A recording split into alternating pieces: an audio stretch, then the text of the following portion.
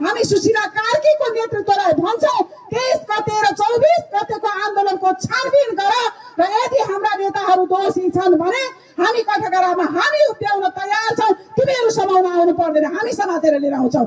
होइन भने यो आतंक जसले गरेको हो ऊ माथि कारबाही गर।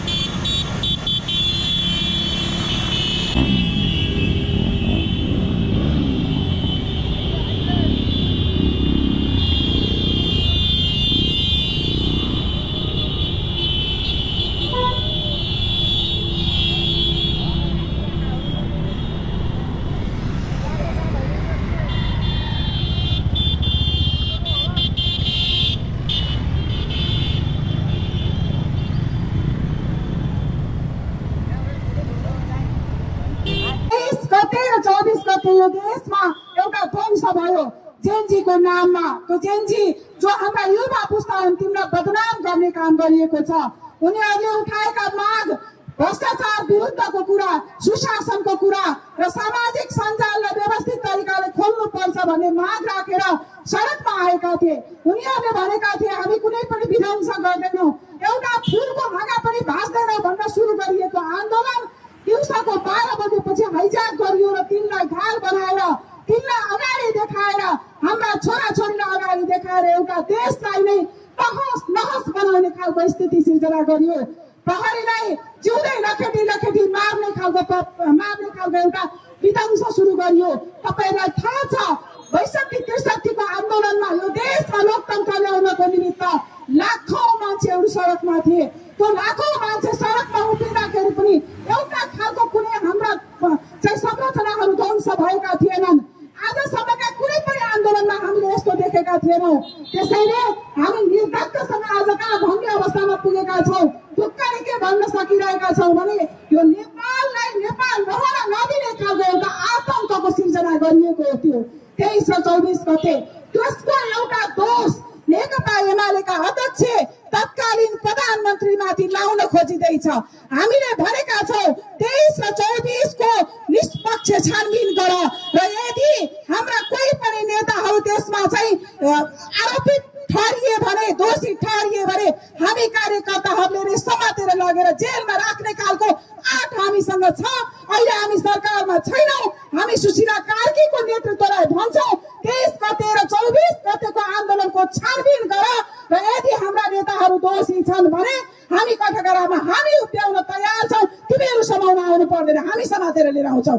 होइन भने यो आतंक जसले गरेको हो ऊ माथि कारबाही गर। मान्छेको घरमा आगो लगाउने, सिंहदरबारमा आगो लगाउनेहरू छाती पिटेर आज हिँडिरहँदाखेरि गृहमन्त्री त्यसलाई नपक्री भनेर भनिरहेको छ, त्यसलाई कारबाही नगर भनेर भनिरहेको छ।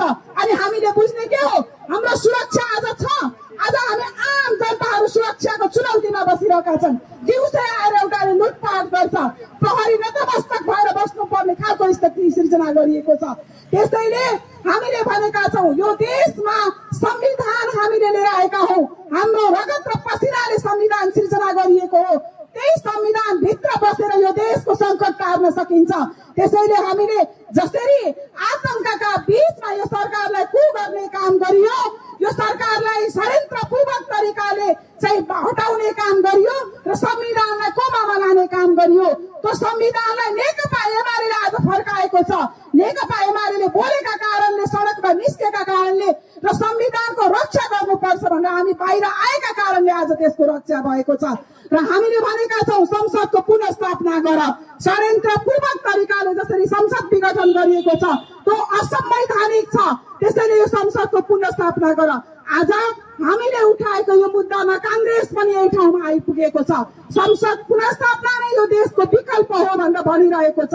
त्यसैले हामीले यो आन्दोलन संसद पुनर्स्थापना, संविधानको रक्षा र लोकतन्त्रको रक्षाको लागि गरिरहेका छौँ। लोकतन्त्र हुँदा मात्रै हाम्रो बोल्ने स्वतन्त्रता छ। लोकतन्त्र हुँदा मात्रै हाम्रा आम अधिकारहरू संरक्षित भएको छ। हो, भ्रष्टाचार थियो होला, व्यतिथि थियो होला, त्यसलाई नियन्त्रण गर्न सकिन्थ्यो, त्यसलाई हामीले खबरदारी गरिरहेका थियौँ, खबरदारी गर्न सकिन्थ्यो। तर जसरी त्यसका नाममा एउटा आतंक फिजाउने खालको अवस्था सिर्जना गरियो, त्यसको विरुद्ध नेकपा एमाले गरिरहेको छ। नेकपा एमाले देशभरि आज जति पनि स्थानीय तह छ ती सबै स्थानीय तहहरूमा विरोधको कार्यक्रम गरिरहेको छ। धादिङ जिल्लाका 13वटा पालिकामा आज यी कार्यक्रमहरू भइरहेका छन्।